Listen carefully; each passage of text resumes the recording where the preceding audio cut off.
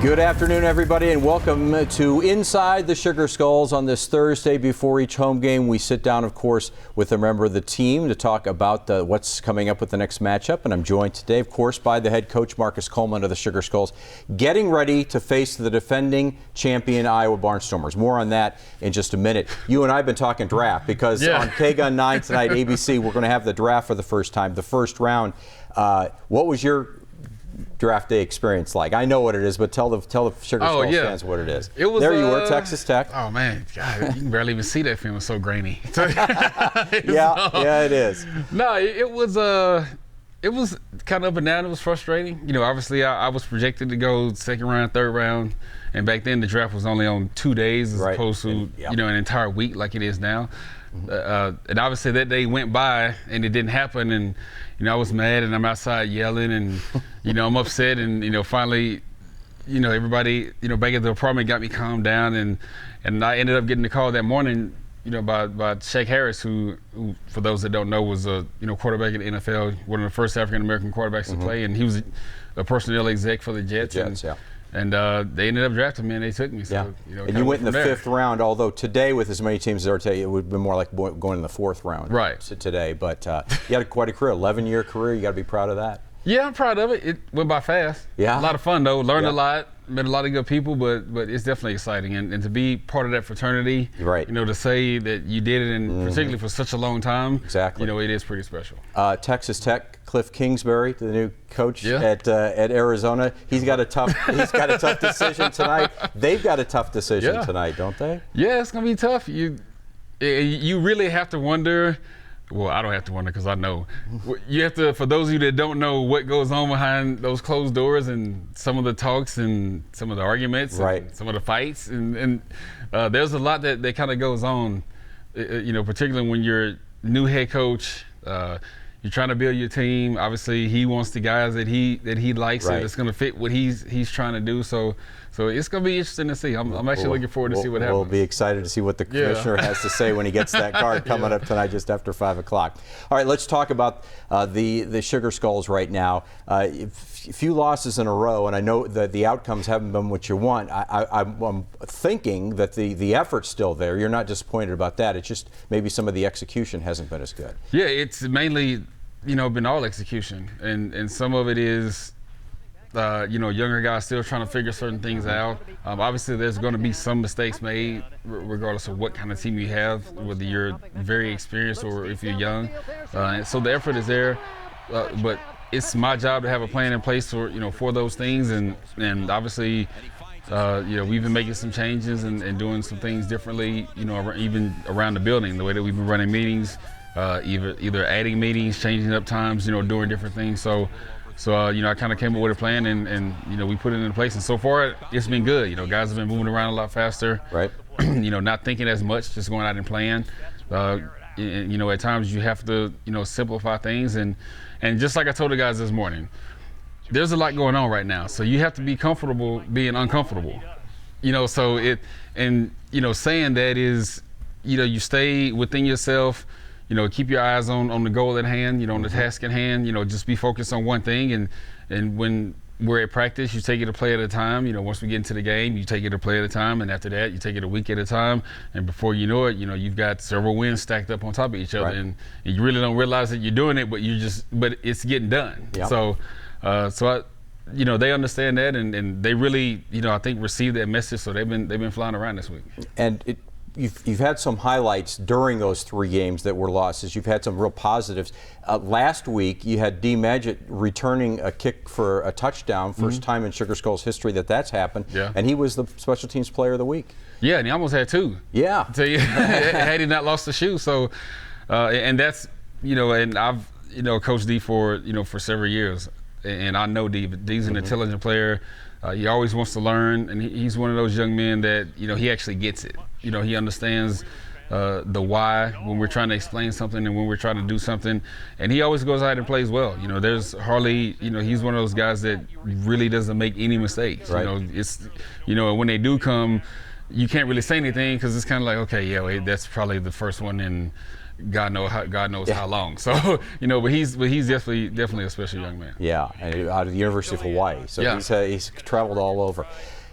Marcus, you've got a game coming up on Saturday night at the Tucson Arena against the Iowa Barnstormers. We always talk about how the Arizona Rattlers are the team that everybody wants to emulate, but the Iowa Barnstormers are one of those teams too that you want to emulate. You want to, in order to be the best, you got to beat the best, and they're one of the best. Yeah, and when we were part of that team, myself and Nelson and Coach Chen joined us last year, but from 17 all the way up to this point, we were part of that building process and kind of getting them back on track.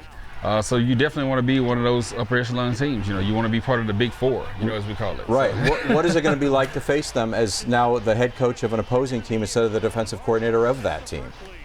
It won't be any different than facing anybody else. To tell you the truth, I mean, obviously, whether it be before the game or after the game, you'll talk to some of the guys. Obviously, the coaches talk, when we talk, but I don't think a victory per se would make it any more special than any other, particularly where we are. We're trying to get a win and start the winning streak over again. So, there's, there are no personal feelings, about this. It's usually, it's all business. I know from my perspective and Coach Nelson and Coach Chen, we're all about business and trying to build our ball club, as opposed to worrying about what everybody else is doing. Right.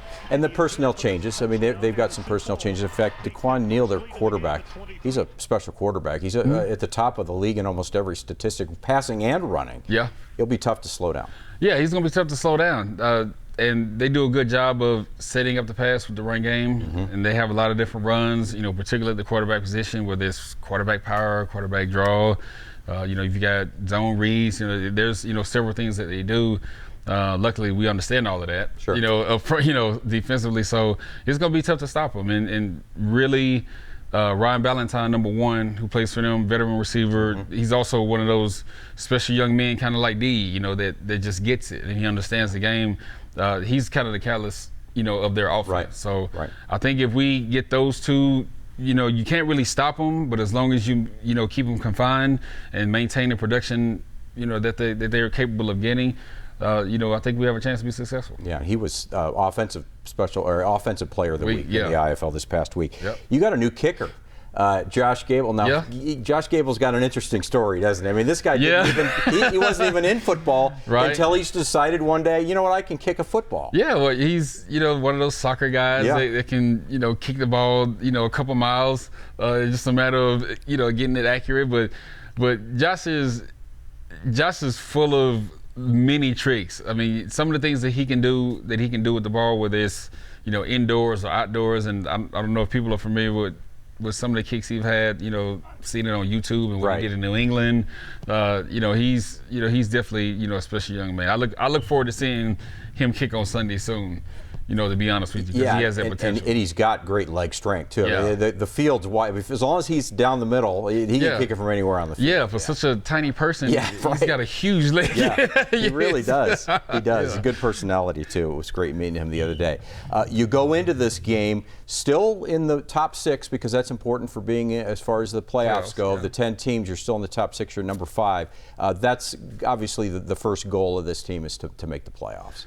Yeah, you want to get to the dance. And I always tell the guys, when you get to the dance, the race for homecoming king, it becomes even at that point. So now you can kind of, it's a fair game at that moment, but you got to get through the door and get to the dance first before you can be homecoming king. So the goal is to, get into the dance, and the season, there's a second season that starts over once you get there, and we're working towards it, and I think we'll be okay once we get there. Well, I think we're going to look at the standings right now, and we keep talking about the Arizona Rattlers and the Iowa Barnstormers, and those two teams are at the top of the standings. The Barnstormers coming off a loss, though, because they went and lost to Sioux Falls, who's another one of those teams that's a terrific team.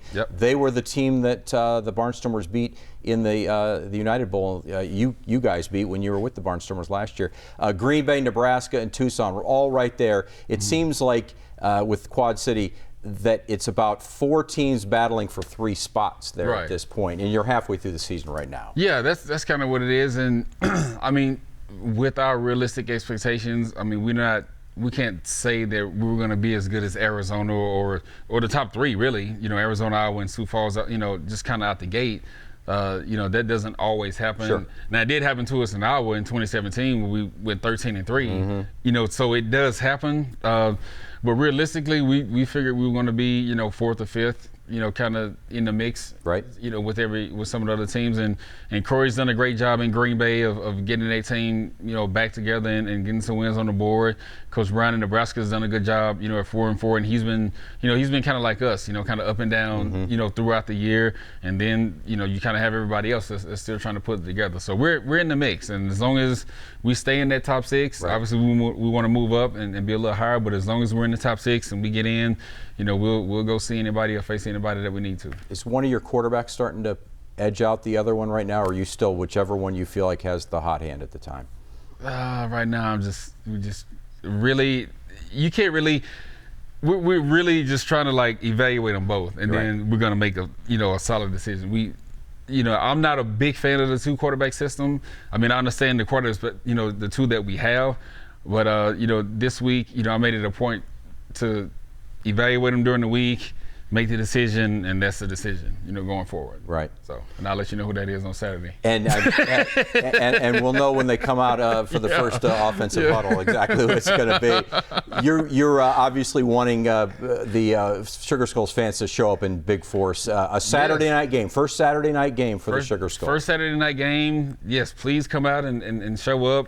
It's definitely a big game. Obviously, we're midway through the season, and even though the record doesn't say that, just by our position right now, we kind of are in playoff mode right now. Sure. I mean, this is kind of what it is. So it'd be exciting to face a good team like Iowa and see where we improved and some of the changes that we've made throughout the week, which have been many. So you'll find that out on Saturday as well.